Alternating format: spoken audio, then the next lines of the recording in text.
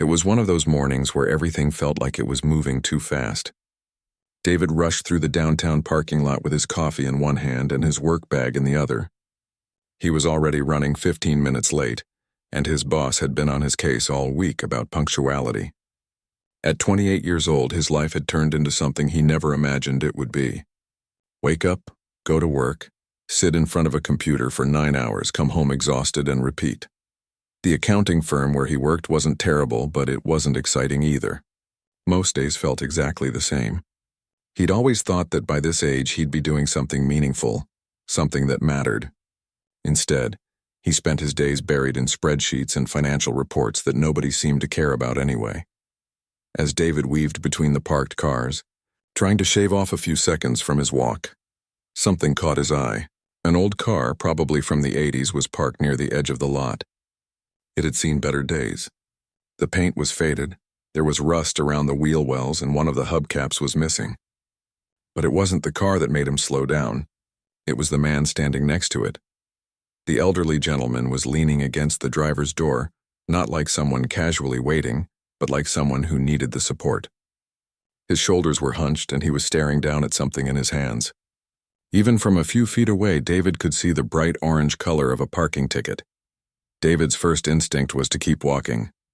He was late. This wasn't his problem. The old man would figure it out. Besides, what could he do anyway? But something made him pause. Maybe it was the way the man's hands were shaking slightly as he held that piece of paper. Maybe it was the look on his face, a mixture of worry and defeat that David recognized from his own mirror on bad days.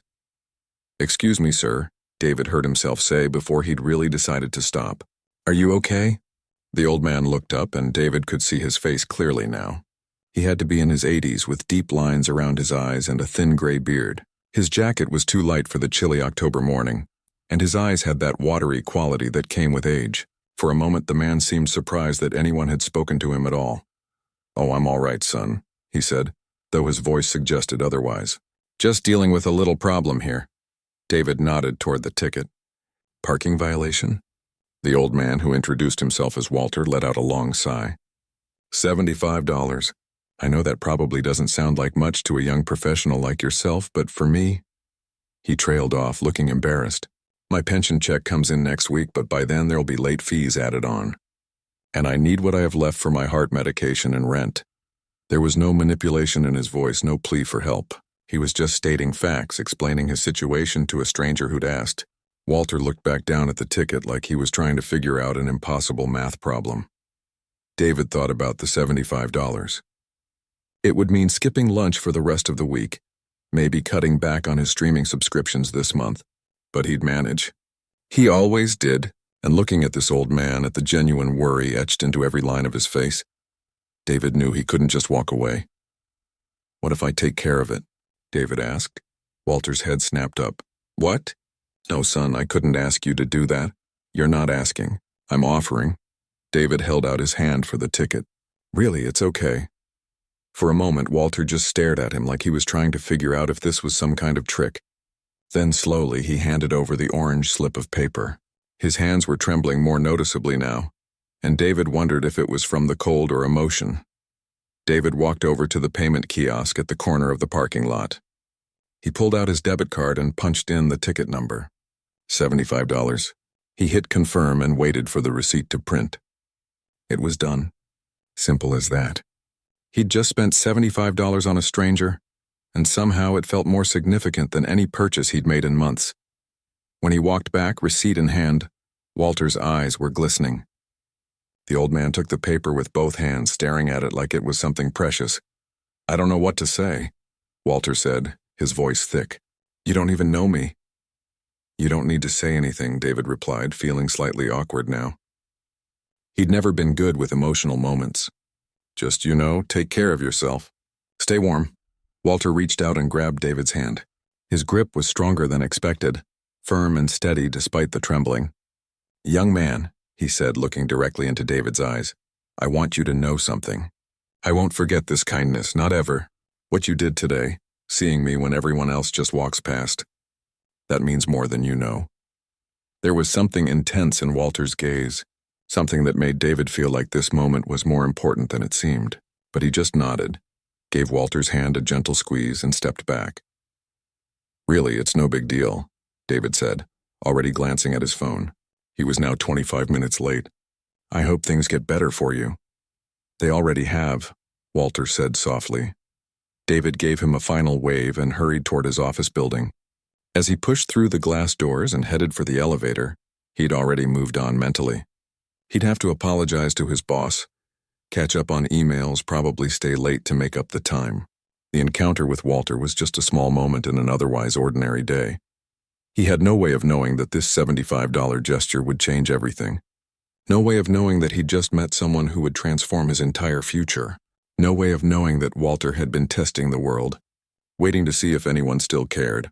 All David knew was that he'd helped someone who needed it, and that felt like enough for now. 3 weeks went by, and David had almost forgotten about the old man in the parking lot. Life had a way of moving forward like that, pulling you along whether you were ready or not. Work was still the same grind. His apartment was still too expensive for what it was, and he was still trying to figure out what he actually wanted to do with his life. It was a Thursday evening when he got home from another long day at the office. He grabbed his mail from the lobby box without really looking at it, the way he always did. Bills, advertisements, credit card offers he'd never use. The usual stack of things he'd probably just throw away. But when he got upstairs and actually looked through the pile, one envelope stood out immediately. It was thick, made of expensive cream-colored paper that felt different from everything else. There was an embossed logo in the corner that looked official and important, the kind of envelope that made your heart skip a beat because it could mean anything from a lawsuit to a sweepstakes win. David's name and address were printed perfectly on the front. He turned it over in his hands, trying to figure out what this could possibly be. He hadn't applied for anything recently, hadn't signed up for anything that would require certified mail. The return address showed a law firm called Hartwell & Associates, located in the most expensive part of downtown. His stomach dropped. A law firm? That couldn't be good. Had he done something wrong? Maybe paying that parking ticket for the old man had broken some law he didn't know about. Maybe you weren't allowed to pay tickets for other people. Maybe this was about unpaid taxes or something else he'd overlooked. He sat down on his couch and carefully opened the envelope, half expecting to find a court summons inside. Instead, he pulled out a formal letter on matching stationery. The words were typed in elegant font, professional and direct. The letter requested his presence at the offices of Hartwell & Associates. There was a specific date and time listed, Tuesday at 2 p.m, just 5 days away. But here was the strange part. The letter didn't explain why they wanted to see him. It only mentioned something about a significant financial matter requiring your immediate attention, and was signed by someone named Elizabeth Hartwell, senior partner. David read it 3 times, looking for clues he might have missed. A significant financial matter. What could that possibly mean? He didn't have significant finances. His bank account was usually hovering somewhere between comfortable and concerning, depending on the week. That night, he barely slept. His mind kept spinning through possibilities, each one more unsettling than the last. By Friday morning, he'd convinced himself this had to be some kind of scam. Rich law firms didn't just invite random accountants to their offices for mysterious financial matters. That wasn't how the world worked. He almost threw the letter away a dozen times over the weekend. Almost decided not to go, but something kept nagging at him. A tiny voice in the back of his mind that said maybe, just maybe, this was something different. Something that could change the monotonous pattern his life had fallen into. By Monday, he'd made his decision. He'd go. If it was a scam, he'd walk out. If it was something he'd done wrong, at least he'd know what he was dealing with. And if by some miracle it was actually a good thing, well, he didn't want to miss that chance. Tuesday morning, he called in sick to work. He felt guilty about lying, but he couldn't exactly tell his boss he was meeting with a fancy law firm about mysterious financial matters. He put on his best suit, the navy one he'd bought for job interviews 3 years ago and had barely worn since. He knotted his tie 3 times before getting it right, his hands shaking slightly with nervousness. The building where Hartwell & Associates had their offices was the kind of place David usually just walked past. Tall, modern, all glass and steel reaching up into the sky. The kind of building where important people made important decisions that affected the lives of regular people like him. He'd never actually been inside one before. The lobby took his breath away. Marble floors so polished he could see his reflection. Original artwork on the walls that probably cost more than he made in a year. A massive chandelier hanging from the ceiling that looked like it belonged in a palace. Everything about this place screamed wealth and power. He walked up to the reception desk feeling completely out of place in his 3-year-old suit. The woman behind the desk looked up with a professional smile that faltered for just a second when she saw him. He could almost read her thoughts. Who is this guy? What's he doing here? Hi, I'm David Chen, he said, trying to sound more confident than he felt. I have an appointment with Elizabeth Hartwell at 2. The receptionist's expression changed immediately. The slight confusion disappeared, replaced by something that looked almost like respect.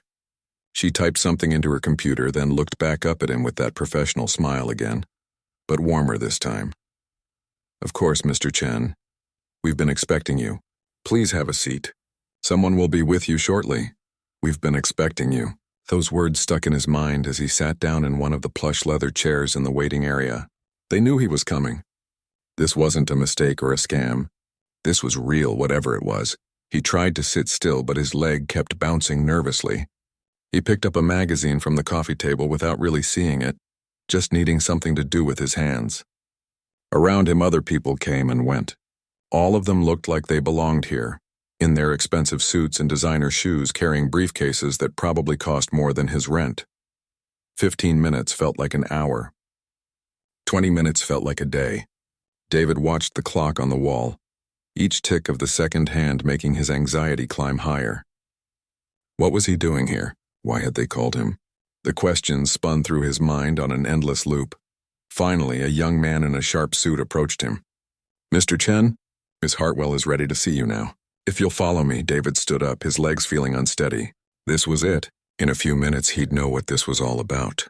He followed the man down a long hallway lined with more expensive art, past offices where lawyers worked on cases that probably involved millions of dollars. They stopped at a large wooden door at the end of the hall. The man knocked once, then opened it. Mr. David Chen, he announced, then stepped aside. David walked through the door, and his life was about to change forever. The office was massive, with floor-to-ceiling windows that overlooked the entire city. David could see the parking lot where he'd met Walter, tiny and distant from up here. The desk in the center of the room was made of dark wood that looked like it had been around for 100 years, polished to perfection. Behind that desk sat a woman who had to be Elizabeth Hartwell. She was probably in her early 60s with silver hair pulled back in a neat bun and sharp eyes that seemed to see right through him. She wore a perfectly tailored suit and had the kind of presence that made you stand up straighter without even thinking about it. Mr. Chen, please sit down, she said, gesturing to one of the chairs across from her desk. Her voice was professional, efficient, the voice of someone who didn't waste time on small talk. David sat, feeling like a kid called to the principal's office. His hands gripped the armrests of the chair, and he tried to remember how to breathe normally. Ms. Hartwell opened a folder on her desk and looked at him for a long moment. Mr. Chen, I represent the estate of Walter Grayson. I believe you met him approximately 3 weeks ago? Walter, the old man from the parking lot. David's mind raced. Yes, I remember him. Is he okay? Ms. Hartwell's expression softened just slightly. I'm afraid Mr. Grayson passed away 2 weeks ago. It was peaceful in his sleep. He had a heart condition that finally caught up with him. David felt a wave of sadness wash over him. He'd only met Walter once for maybe 10 minutes, but somehow the news hit him harder than he expected. That kind old man who'd been so grateful for such a small gesture was gone. I'm sorry to hear that, David said quietly. He seemed like a good person. He was, Ms. Hartwell agreed. Which brings me to why you're here. She slid the folder across the desk toward him. Before he passed, Mr. Grayson left very specific instructions regarding you. I need you to look at these documents. David opened the folder with shaking hands. Inside were papers with official-looking seals, documents with dense legal language he couldn't quite follow. But some words jumped out at him. Stock certificates, property deeds, bank account statements with numbers that had way too many digits. I don't understand, David said, looking up at Ms. Hartwell. What is all this? She leaned back in her chair, studying him carefully. Mr. Chen, did Walter tell you anything about himself when you met him? No, not really. Just that he was having trouble with the parking ticket. That his pension didn't cover much. Ms. Hartwell nodded slowly. Walter was a very private man, especially in his later years. What he didn't tell you was that he was the founder of Grayson Medical Technologies. Perhaps you've heard of it. David had. Everyone had. They made some of the most advanced diagnostic equipment in hospitals around the world. That was him? Yes, he started the company in his garage in 1968 and built it into an industry leader. He sold it in 1995 for a substantial sum and spent the next 30 years living very quietly, very modestly, managing his investments. David's head was spinning. The old man in the worn jacket, worried about a $75 ticket, had been a multimillionaire. His estate, Ms. Hartwell continued, pulling out another document, is valued at approximately $47 million. The number was so large it didn't feel real. David just stared at her, waiting for the punchline, for her to explain why she was telling him this. Ms. Hartwell's expression changed slightly, and for the first time since he'd walked in, she actually smiled. Mr. Chen, Mr. Grayson has left you $3 million in liquid assets, his downtown loft apartment, and controlling shares in several investment portfolios. The total value of your inheritance is approximately $3.2 million. The room tilted. David gripped the armrests harder, trying to anchor himself to reality. $3 million? That couldn't be right. People didn't just leave millions of dollars to strangers they'd met once in a parking lot. There has to be some mistake, David managed to say. His voice sounded far away, like it belonged to someone else. I only met him once. I just paid a parking ticket. That's all I did. That's exactly why he left it to you, Ms. Hartwell said, and now her voice had warmth in it that hadn't been there before. May I speak candidly, Mr. Chen? David nodded, still unable to form words. Walter came to me 6 months ago to update his will. He had no living family, no children. His wife had passed away 5 years earlier, and he told me he'd become invisible. That's the word he used. Invisible. He said he could stand on a street corner for hours and people would walk past him like he wasn't even there, like he was just part of the scenery. She paused, looking out the window at the city below. He'd become cynical about people. He told me he'd lost faith in humanity, that everyone only saw him as either an obstacle or an opportunity, never as a person. David listened, his heart pounding in his chest. So he decided to test his theory, Ms. Hartwell continued. He spent weeks putting himself in situations where he needed small acts of kindness. A door held open. Someone to help him reach something on a high shelf. Help with a parking ticket. Small things that cost almost nothing but require someone to actually see you, to care. And I was the first person to help him? David asked. In 3 weeks of trying, you were the only person who stopped. The only one who looked at him like he mattered. Ms. Hartwell's voice was steady, but there was emotion behind it. You gave him something he thought was gone from the world.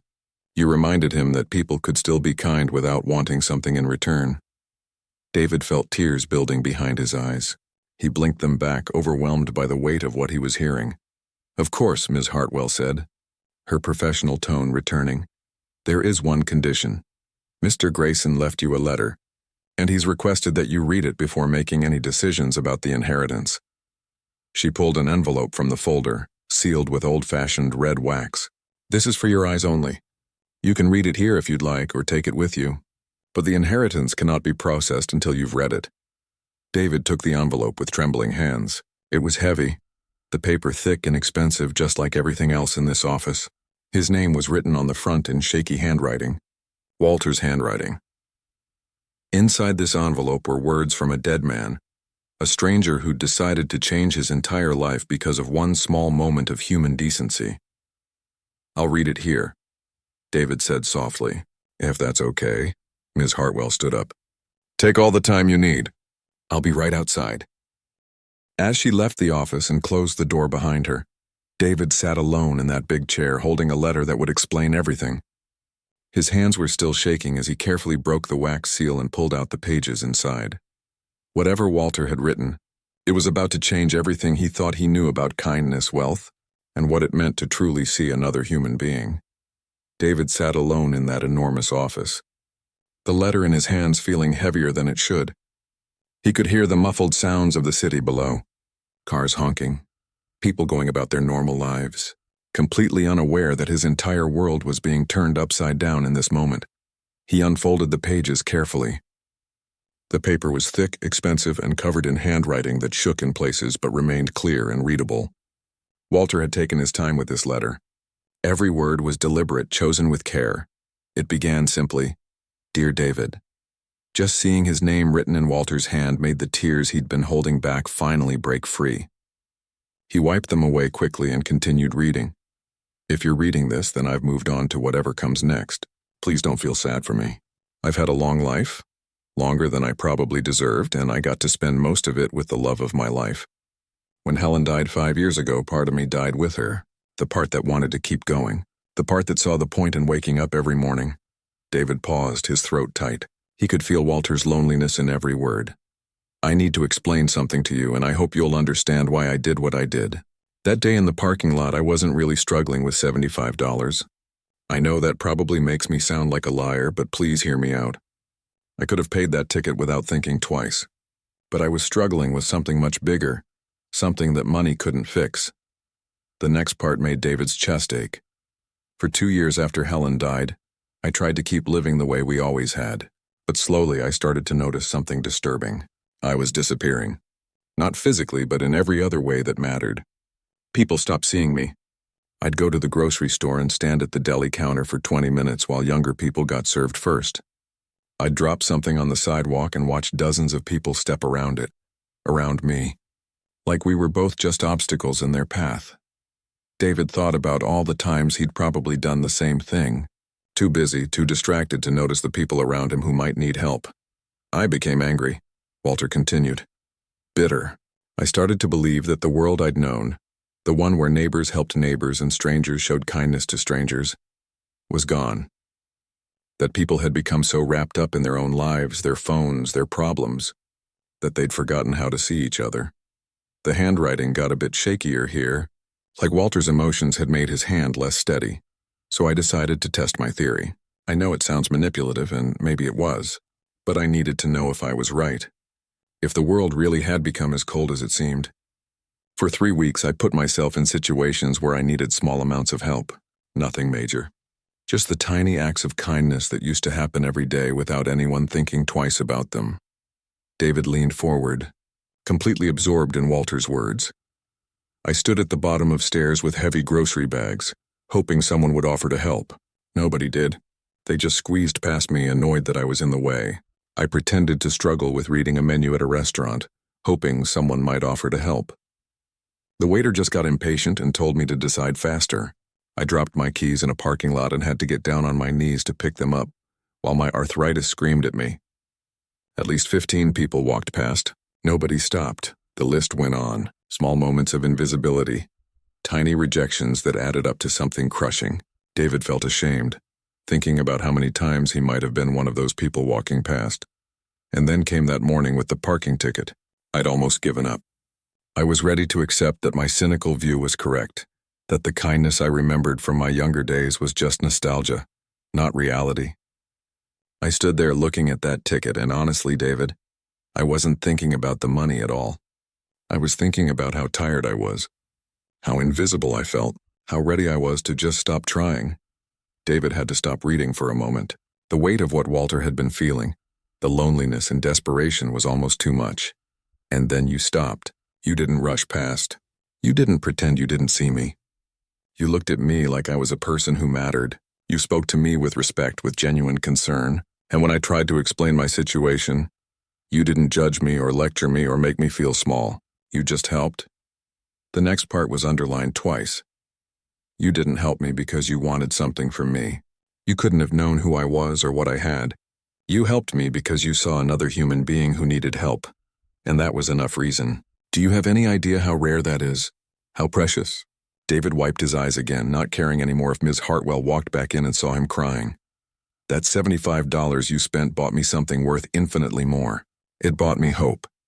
It reminded me that I'd been wrong, that goodness still existed in the world, that simple human kindness hadn't disappeared. It was just harder to find, which made it more valuable when you did find it. Walter's letter continued, and his tone shifted slightly.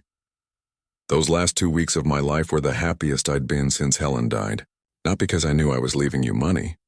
You didn't know anything about that. But because you reminded me that the world wasn't as dark as I'd started to believe. Because of you, I got to leave this world with hope instead of bitterness. That's a gift beyond measure. Now came the part that David had been both dreading and anticipating. So now we get to the money. I imagine Ms. Hartwell has already told you the amount, and I imagine you're sitting there in shock, maybe thinking this is all some kind of mistake or joke. It's not. Every penny is yours legally and completely. You can take it with no strings attached. You've already earned it just by being who you are. David held his breath for what came next.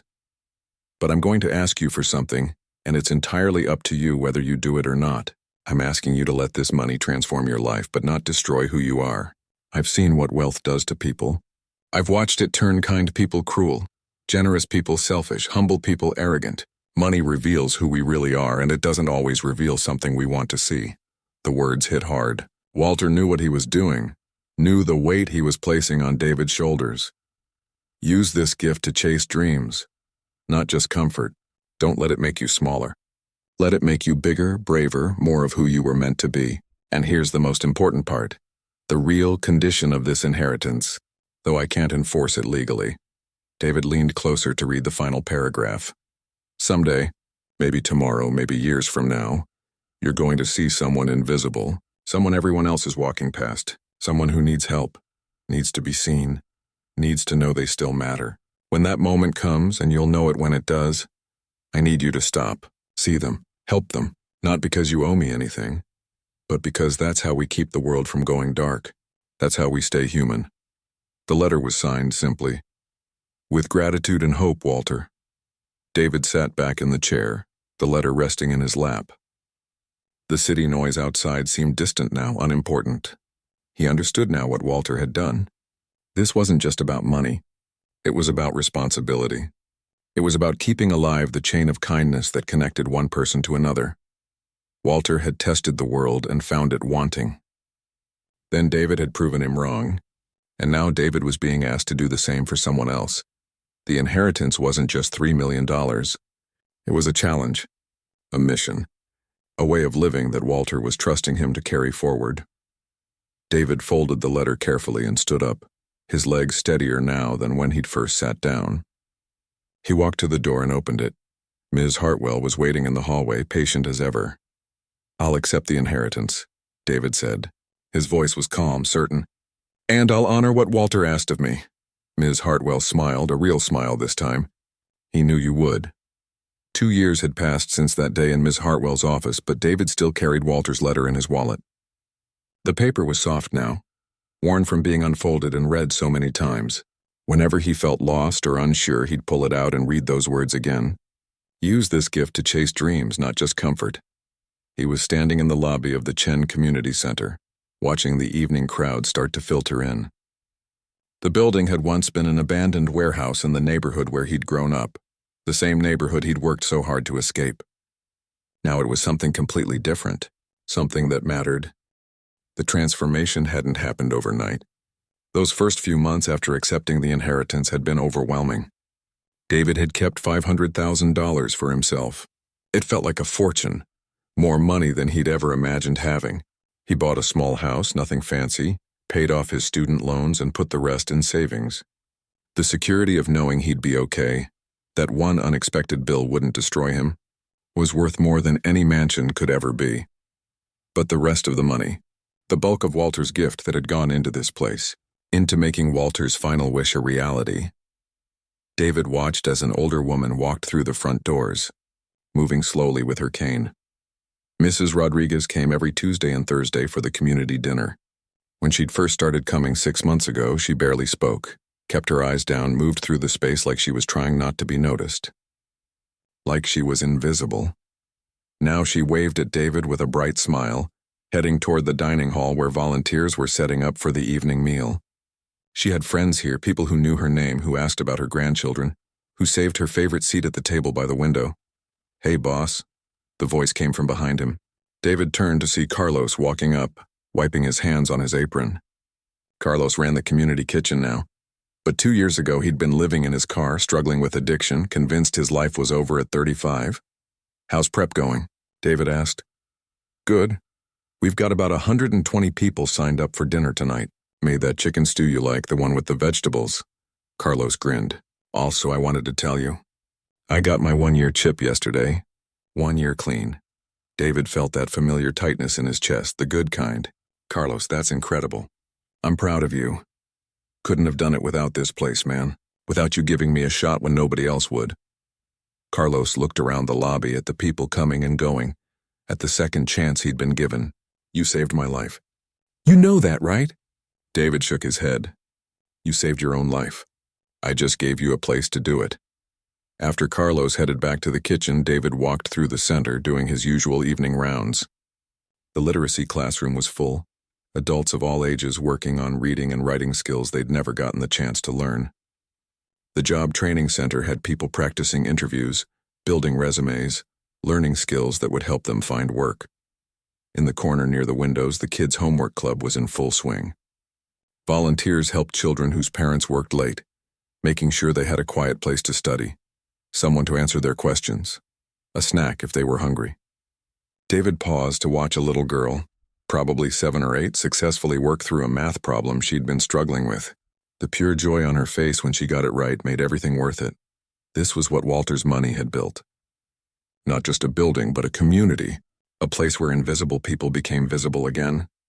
David's phone buzzed. A text from his girlfriend asking if he'd be home for dinner. He smiled and texted back that he'd be late, like he often was these days. She understood. She'd been volunteering at the center since it opened, teaching resume writing workshops. That's actually how they'd met, both of them trying to build something meaningful. As he put his phone away, David noticed a man sitting alone on one of the benches near the entrance. He was probably in his 50s, wearing a jacket that had seen better days, and he had that look. The one David had learned to recognize. Lost, uncertain, invisible. David had seen it before in Walter's eyes that day in the parking lot. He walked over and sat down on the other end of the bench, not too close, not invading the man's space. First time here? He asked gently. The man looked up, surprised that someone was talking to him. Yeah, I saw the sign outside. Wasn't sure if I should come in. Well, I'm glad you did. I'm David, I run this place. Tom, the man said, shaking David's offered hand. His grip was weak, tired. I lost my job 3 months ago. Lost my apartment last week. I've been staying with a friend, but I can't do that forever. I just don't know what to do anymore. David had heard versions of this story dozens of times. Each one was unique, but they all shared that same thread of desperation, of feeling like the world had forgotten them. You came to the right place, Tom. We've got resources that can help. Job training, resume building, connections with employers who are actually hiring. We can help you find temporary housing assistance, point you toward services you might qualify for. David paused. But first, have you eaten today? Tom's eyes got wet. Not since yesterday morning. Come on. David stood up and gestured toward the dining hall. Let's get you some dinner. Everything else can wait. As they walked together, David thought about Walter. About that parking ticket. About how one small moment of seeing another person, really seeing them, had created ripples that were still spreading outward. Tom would eat tonight. He'd get help finding a job. Maybe in a few months he'd be the one volunteering here, helping the next person who walked through those doors feeling lost and invisible. That night, after the center had closed and everyone had gone home, David sat in his small office looking at the photos on his wall. There was one of Walter, taken from an old newspaper article about his company. David had found it online and printed it out. Walter looked younger in the photo, confident, successful. But David preferred to remember him the way he'd actually met him, vulnerable and human and real. Next to Walter's photo was a picture from the center's opening day. Hundreds of people had shown up, people from the neighborhood who'd heard about what they were trying to build. The local news had covered it. Some called David a philanthropist, a humanitarian. Those words felt too big, too important. He was just someone who'd been given a gift and was trying to honor it the best way he knew how. David pulled out Walter's letter one more time. The words were almost memorized now, but he still liked reading them in Walter's shaky handwriting. Someday you're going to see someone invisible. When that moment comes, I need you to stop, see them, help them. He'd stopped for Tom tonight. He'd stop again tomorrow for someone else. And the day after that, because that's what the money was really for. Not the building or the programs or the resources, as important as those were. It was for the moment when someone who felt invisible suddenly felt seen. When someone who'd lost hope found it again. When someone who thought the world didn't care discovered that it did. The $75 parking ticket had been paid back 1,000-fold, but not in the way anyone might expect. It wasn't about the $3 million. It was about Tom getting a meal tonight. It was about Carlos celebrating 1 year clean. It was about Mrs. Rodriguez having friends and a place to belong. It was about that little girl solving her math problem. It was about every single person who walked through those doors and found a community waiting for them. Walter had given David money, yes. But more than that, he'd given him purpose. He'd shown him that the smallest act of kindness could change everything, not just for the person receiving it, but for the person giving it too. David folded the letter carefully and put it back in his wallet. Tomorrow would bring new challenges, new people who needed help, new opportunities to make someone feel visible. He was tired, but it was the good kind of tired, the kind that came from doing work that mattered. As he turned off the lights and locked up the center, David looked back at the building one last time. This was Walter's legacy. This was what happened when one person decided to see another person, really see them and act on that recognition. And somewhere, David liked to think, Walter was watching all of this unfold with that same grateful smile he'd had that day in the parking lot. The smile of someone who'd learned that hope wasn't lost. That kindness wasn't dead. That one small gesture could ripple outward forever, touching lives in ways impossible to measure. The parking ticket had cost $75. But its true value was infinite, paid forward in every act of kindness, in every invisible person made visible, in every life transformed by someone who simply chose to stop and care. That was the real inheritance. And David would spend the rest of his life making sure it kept growing.